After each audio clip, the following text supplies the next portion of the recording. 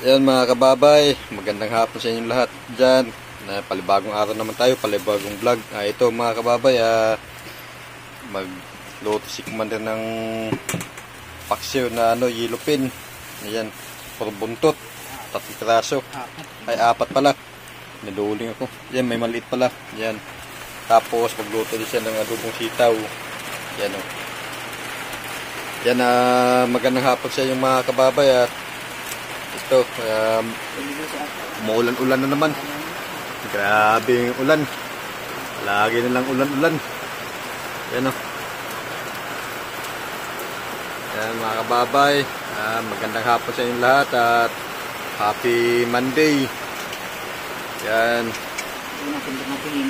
Yan at salang niya yan mamaya pagka hinihimay-himay muna yung sitaw. Okay, maya-maya na lang konti mga kababay. Dito lang muna. Yan mga kababay, sinalang na yung paksiw na yellow pin. Yan. Pagkatapos nyan, ito naman yung adobong sitaw naman lutuin niya. Yan, kumukulo-kulo na. Yan, para maluto na yung adobong sitaw kasi inihimay-himay na. Maya-maya, pag maluto, kain na kami ng hapunan. Alright, sitaw. Pag inadobo na niya. Okay, may na lang kunti po. Ayan na mga kababay, sinalang na yung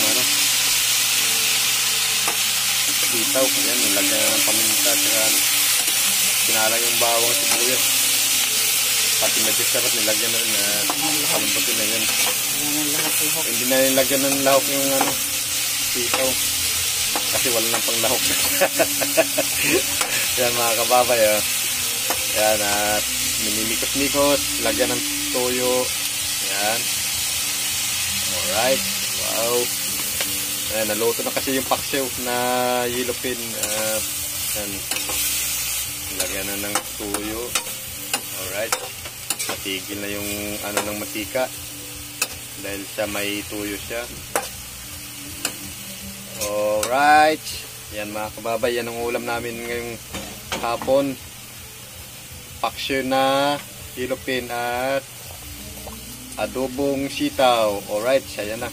Ilagyan na ng magic sarap. Okay, hanggang dito lang ating video mga kababay. Maraming salamat sa inyong pagbisita at sa pag-like, share. Shout out sa inyong lahat. Hanggang dito na lang po. Bye bye.